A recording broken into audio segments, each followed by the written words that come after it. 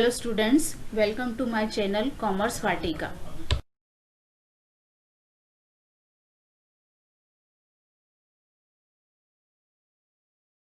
Hello student, आज का हमारा टॉपिक है जो हम फर्स्ट चैप्टर पढ़ रहे थे, nature and significance of management. तो उसमें आज का हमारा टॉपिक है ऑब्जेक्टिव्स ऑफ मैनेजमेंट। अब तीन टाइप्स के हमारे ऑब्जेक्टिव्स होते हैं, organisational objectives, social objectives and personal objectives. First हम देखते हैं ऑर्गेनाइजेशनल ऑब्जेक्टिव्स। अब ऑर्गेनाइजेशनल ऑब्जेक्टिव्स क्या क्या होते हैं, इसके अंदर वापस हमारे 3 पॉइंट्स आ जाते हैं, सर्वाइव करना, फिर प्रॉफिट कमाना और तीसरा आता है ग्रोथ करना। तो सर्वाइव का मतलब क्या होता है कि लंबे समय तक टिके रहना मार्केट में, मतलब लंबे समय तक हमारे बिजनेस को बनाए रखना। अब चाहे कोई भी परिस्थिति हो, फॉर एग्जांपल अभी कोरोना चल रहा है, तो हम कैसे लंबे समय तक हमारे बिजनेस को बनाए रखें। तो कुछ ना कुछ हमें इस टाइप से प्लानिंग करनी पड़ेगी, मैनेजमेंट को इस टाइप से कुछ पॉलिसीज बनानी पड़ेंगी कि वो रिस्क उठाते हुए बिजनेस को आगे लंबे समय तक बनाए रखें। फिर आता है हमारा प्रॉफिट। अब बिजनेस का मेन मोटो क्या होता है? प्रॉफिट कमाना। बिना प्रॉफिट के कोई भी बिजनेस हम आगे नहीं बढ़ा सकते, लॉसेस के साथ हम आगे नहीं जा सकते। तो सबसे पहले हमें हमारा जो भी प्रोडक्ट है, जो भी बिजनेस हम चला रहे हैं, तो उसको आगे बढ़ाते हुए हमें साथ साथ प्रॉफिट भी अर्न करना होगा। तो इसीलिए हमको क्या करना होगा कि प्रॉफिट कमाना होगा। अब प्रॉफिट कमाने के लिए हमें क्या क्या कर सकते हैं, चाहे हम कुछ पॉलिसी बनाएं, कुछ प्लानिंग करें, कुछ सेमिनार बनाएं, कुछ डिस्काउंट्स दें, सेल लगाएं, कुछ ना कुछ इस टाइप से नए नए प्लान्स बनाते जाएं। अब जब हमारा प्लानिंग होती जाएगी, हमारी प्रॉफिट बढ़ता जाएगा, तो हमारी जो बिजनेस है उसकी इकोनॉमिक ग्रोथ भी क्या होती जाएगी? बढ़ती चली जाएगी। तो इस टाइप से ऑर्गेनाइजेशन ऑब्जेक्टिव होते हैं हमारे। इसके बाद आता है हमारा सोशल ऑब्जेक्टिव। अब सोशल ऑब्जेक्टिव्स क्या होते हैं कि जो भी हम बिजनेस कर रहे हैं वो सोसाइटी के जितने भी रिसोर्सेस है, चाहे हम ह्यूमन रिसोर्सेस की बात करें या नेचुरल रिसोर्सेज की बात करें, तो सारी चीज़ें हम कहाँ से ले रहे हैं? सोसाइटी से ले रहे हैं। तो सोसाइटी के लिए भी तो हमारे कुछ न कुछ उद्देश्य होंगे, कुछ ऑब्जेक्टिव होंगे कि जो हम ले रहे हैं तो उन्हें रिटर्न करें। तो उसके लिए हम क्या कर सकते हैं कि गुड क्वालिटी के प्रोडक्ट्स बनाएं, रिजनेबल प्राइस पर उनको क्या करें, हम सप्लाई करें। फिर आता है इसमें कि जितनी भी सोसाइटी है तो उनको भी सोसाइटी का भी क्या करें, हम डेवलपमेंट करें। और अब डेवलपमेंट हम कैसे कर सकते हैं कि हमारे जहाँ पर भी हम बिजनेस करें, हमारे आसपास के लोगों को जॉब्स दें, तो जो एम्प्लॉयमेंट वाली प्रॉब्लम है वो सॉल्व होती जाएगी। अब जब एम्प्लॉयमेंट की प्रॉब्लम सॉल्व होगी, लोगों को जॉब्स मिलेंगे, तो उनका भी खुद का डेवलपमेंट होगा, तो साथ साथ सोसाइटी का भी डेवलपमेंट होता जाएगा और ग्रोथ, इकोनॉमिक ग्रोथ भी बढ़ती चली जाएगी। इसके बाद आता है हमारा पर्सनल ऑब्जेक्टिव्स। पर्सनल ऑब्जेक्टिव्स मतलब जो ऑर्गेनाइजेशंस में वर्क काम कर रहे हैं, जो भी एम्प्लॉयज़ हैं, उनके लिए हम क्या कर सकते हैं। तो उनको टाइम पर प्रॉपर सैलरी प्रोवाइड करना, उनके साथ उनकी इकोनॉमिक और नॉन इकोनॉमिक उन्हें फैसिलिटीज़ देना। अब इकोनॉमिक फैसिलिटी में तो हमारा आ गया कि उनको सैलरी प्रोवाइड करना, जो भी इंक्रीमेंट है वो टाइम टू टाइम उनको इंक्रीमेंट देना, जो भी अलाउंसेंस है, चाहे वो डेली अलाउंसेस है या अदर जो भी उनको अलाउंसेस दिए जाते हैं वो हम प्रोवाइड करें उनको। नॉन इकोनॉमिक में फैसिलिटीज़ में आ जाता है कि जो अदर हम फैसिलिटीज़ उनको दे सकते हैं, प्रोवाइड कर सकते हैं, जैसे मेडिकल फैसिलिटीज़ है, उनके बच्चों के एजुकेशन के लिए कुछ हम कर सकते हैं, ठीक है। और हम क्या कर सकते हैं उनके लिए कि फॉर एग्जांपल काम करते करते कुछ एक्सीडेंट हो गया, कुछ उनके साथ दुर्घटना हो गई, कुछ बीमार हो गए अचानक, तो हम उनके लिए मेडिकल फैसिलिटीज अवेलेबल करवाएं, उनका ट्रीटमेंट करवाएं। तो ये पर्सनल ऑब्जेक्टिव्स में आ जाता है। फिर गुड वर्किंग कंडीशंस होना चाहिए, मतलब जिस प्लेस पे वो काम कर रहे हैं वहाँ पर प्रॉपर लाइट हो, हवा की व्यवस्था हो प्रॉपर, उनका एनवायरनमेंट अच्छा हो जिससे वो ठीक से वहाँ पर काम कर सके। तो ये सारे पर्सनल ऑब्जेक्टिव्स हो जाते हैं।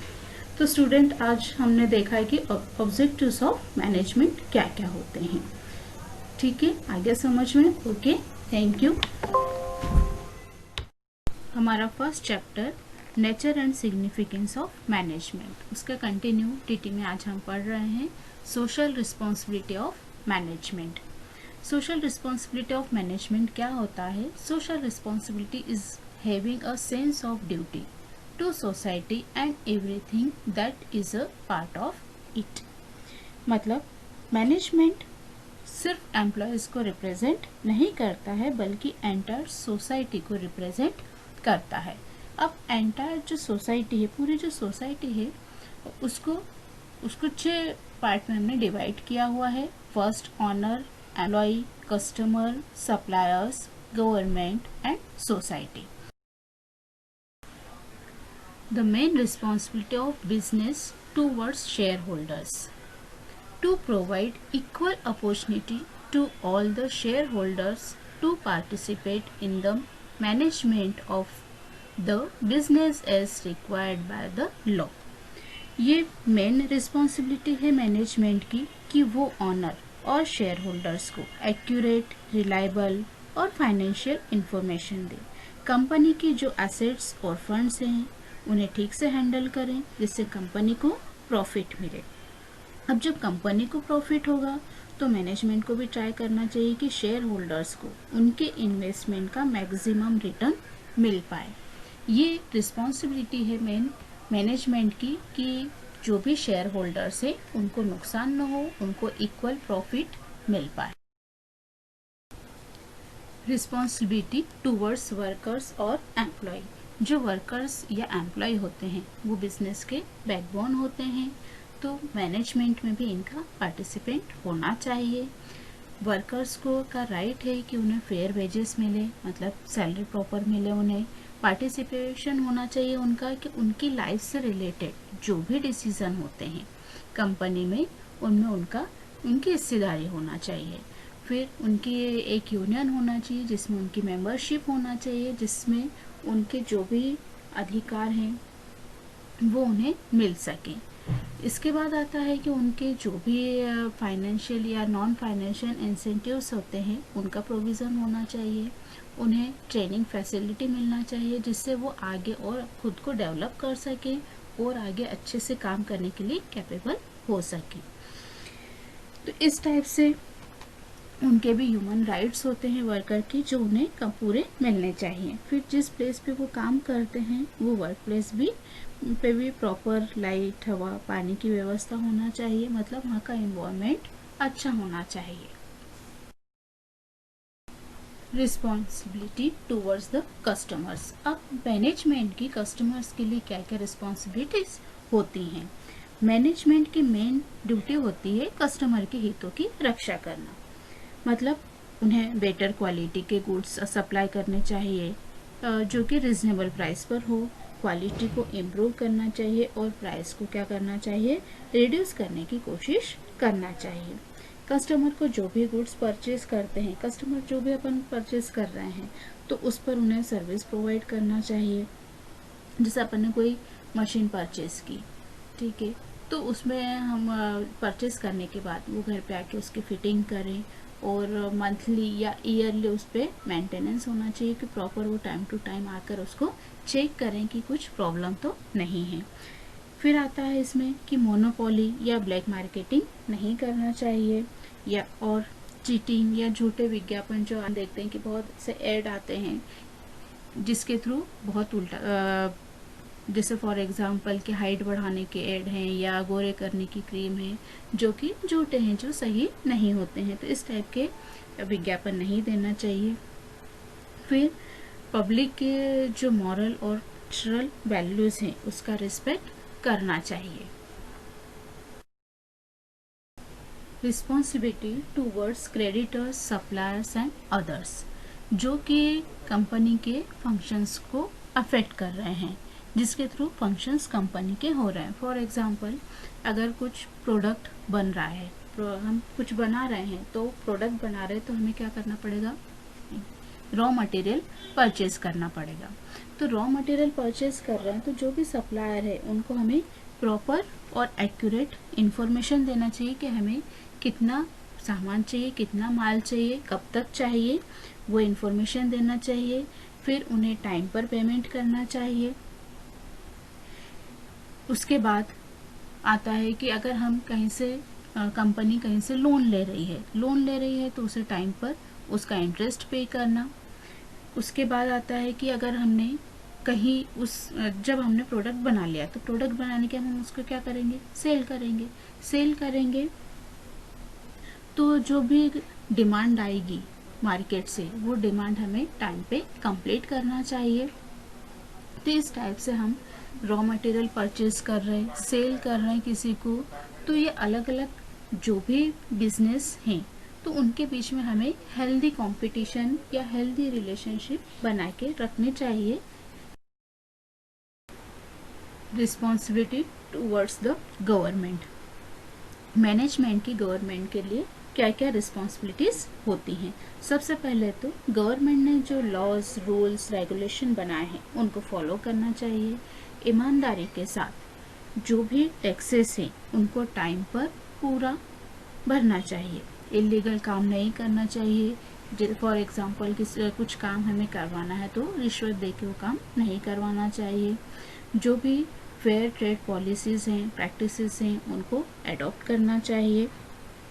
तो इस टाइप से हमारे जो मैनेजमेंट है उनकी रिस्पॉन्सिबिलिटीज़ होती हैं कि ये सारा टाइम से complete. Responsibility towards society in general, management की सोसाइटी के लिए क्या क्या रिस्पॉन्सिबिलिटीज़ होती हैं। सबसे पहले तो जो वेस्ट एक्सपेंडिचर हैं उनको अवॉइड करना चाहिए, मतलब बहुत ज़्यादा खर्चे नहीं करना चाहिए। अनहेल्दी और हार्मफुल प्रोडक्शन को अवॉइड करना चाहिए। जो सोसाइटी के लिए या लोगों के लिए ऐसे प्रोडक्शन जो हार्मफुल हैं, ज़्यादा केमिकल वाले, इस टाइप से के जो प्रोडक्शंस होते हैं उनको अवॉइड करना चाहिए।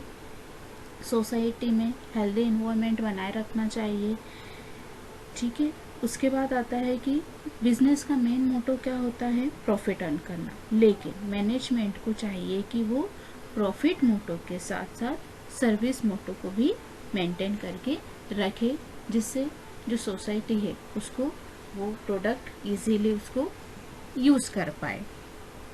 फिर सोसाइटी को में जो हैं उनको जॉब प्रोवाइड करना, सोसाइटी को डेवलप करना, मतलब जो जिस जगह पर वो बिजनेस है उसके आसपास का एरिया भी उसको क्या करना चाहिए, डेवलप करना चाहिए। पॉल्यूशन को कंट्रोल में रखना। तो इस टाइप से सोसाइटी के लिए मैनेजमेंट के ये रिस्पॉन्सिबिलिटीज़ होती हैं। तो स्टूडेंट्स, आज हमने ये सारे रिस्पॉन्सिबिलिटीज़ देखी कि मैनेजमेंट की सबके लिए क्या क्या रिस्पॉन्सिबिलिटीज़ होती हैं। Okay, thank you.